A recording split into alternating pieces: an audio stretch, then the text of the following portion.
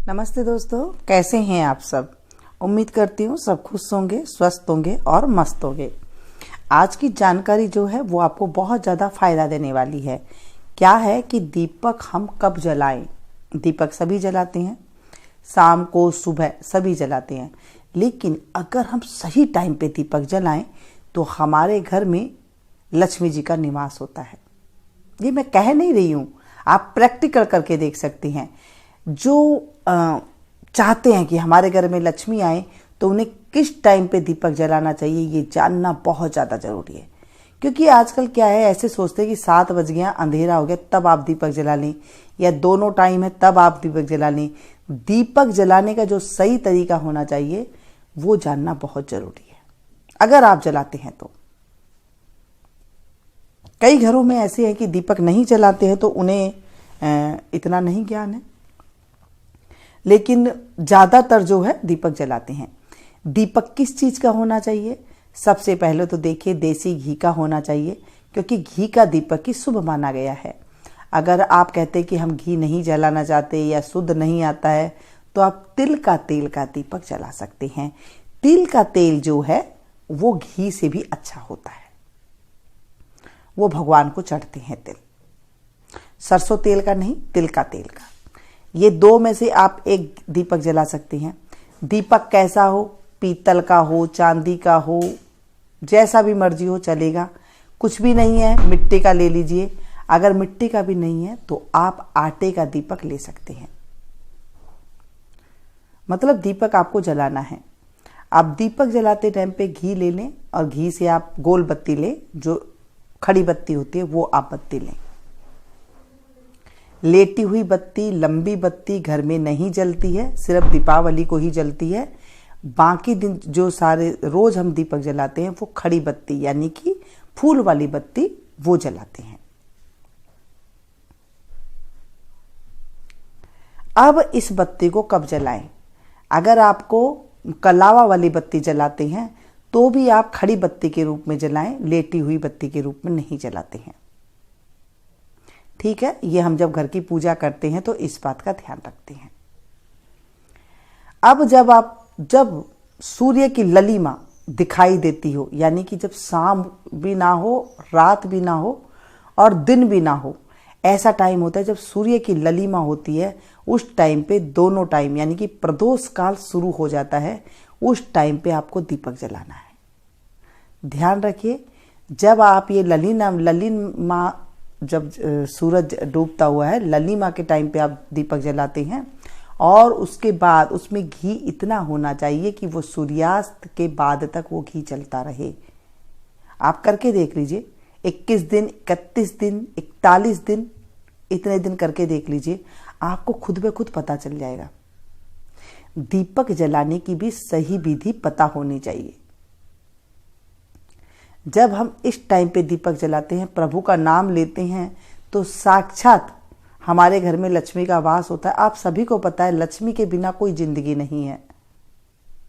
और जहां ऐसे शुभ कार्य तरीके से किए जाते हैं वहां थोड़े से ही पूजा प्रार्थना से अच्छे फल की प्राप्ति होती है। कई लोग आपने सुना होगा कि हम ज्यादा पूजा पाठ करते हैं लेकिन फिर भी हमें जो है अच्छे फल की प्राप्ति नहीं होती है। तो कारण यही होता है। ऐसी जानकारी जो है ना आपको मेरे चैनल पे ही मिलती है। मैं आपको बहुत ऐसी महीन जानकारी देती हूँ। देखिए, देख के, सुन के, पढ़ के मैं आपको खूब लंबी लंबी वीडियो बना करके बता सकती हूँ कि ऐसे नहीं, ऐसे करो, 1 नहीं 2 दीपक जलाना चाहिए, ये नहीं वो नहीं, ऐसे नहीं होता है। और अगर आप घर के बाहर दीपक जला रहे हैं तो ध्यान रखिएगा ये वाली बात भी।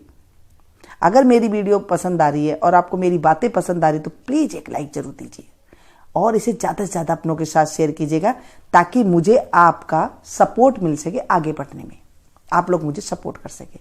और हाँ, एक छोटी सी बात आपसे, रिक्वेस्ट है आपसे कि अगर आपने मेरे चैनल को सब्सक्राइब नहीं किया है तो प्लीज कर लीजिएगा। इससे क्या होगा? इससे होगा ये कि जब भी जैसे भी मैं कोई वीडियो अपलोड करूंगी उसकी जानकारी आपको तुरंत मिल जाएगी और आप मेरी कोई भी वीडियो को मिस नहीं कर पाएंगे। बस इसलिए आप मेरे चैनल को सब्सक्राइब करें। ध्यान रखिएगा, पास में जो बेल आइकन है उसे जरूर प्रेस कीजिएगा। अब बात करें कि अगर हम घर के बाहर दीपक जलाते हैं, जैसे हम घर के बाहर तुलसा जी का गमला रखते हैं, हम और जो गमले होते हैं, आपके पास और भी कई पौधे होंगे, जैसे बेलपत्र का पौधा होता है, आक का पौधा होता है, कई घरों में कई पौधे होते हैं। तो आप उस दीपक को जब घर से बाहर, कमरे से बाहर अगर आप जलाते हैं तो ये गलती आप ना करें कि कमरे के अंदर आपने जलाया और बाहर जाकर के आप दीपक रखते हैं। नहीं, ऐसे नहीं करना है।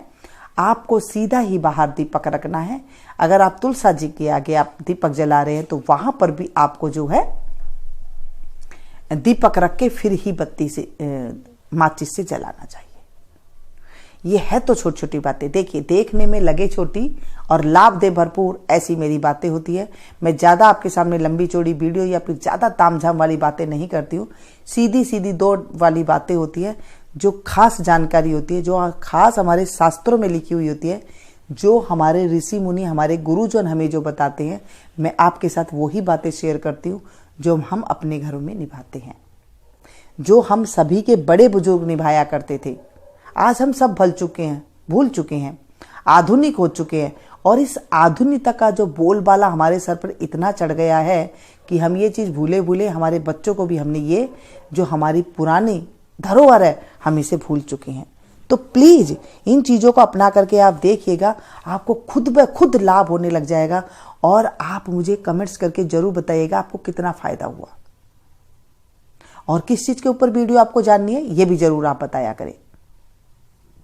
और एक चीज़ का आप ध्यान रखें, जब आप पीपल पर आप दीपक जलाने जा रही हैं या फिर तुलसा जी पर आप दीपक जलाते हैं, ये जो हमारे हिंदू के जो ये पौधे हैं, इसमें क्या करते हैं, रविवार को हाथ नहीं लगाते हैं। ध्यान रखिएगा, पीपल पे अगर आप दीपक जलाने जा रहे हैं तो वहाँ पर आपको रविवार को नहीं हाथ लगाना है पीपल पे, ना ही उसे छूना है, और ना ही जो है संडे को दीपक जचता है। अगर आप रेगुलरली 40 दिन का जला रहे हैं तो आप दूर से ही दीपक रखें, लेकिन पास में वहाँ पर ना हाथ लगाएं, क्योंकि रविवार को पीपल पे हाथ लगाने से, पीपल के किसी भी टहनी पर भी अगर हाथ लग जाता है तो कहते हैं दलिद्र आ जाता है।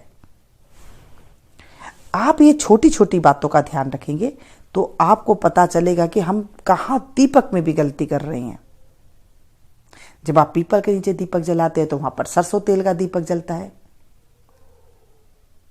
और खास तौर पर शनिवार को दीपक जलता है। शनिवार को जब आप पीपल पे हाथ भी लगा देते हैं तो भी कोई दिक्कत नहीं आती है।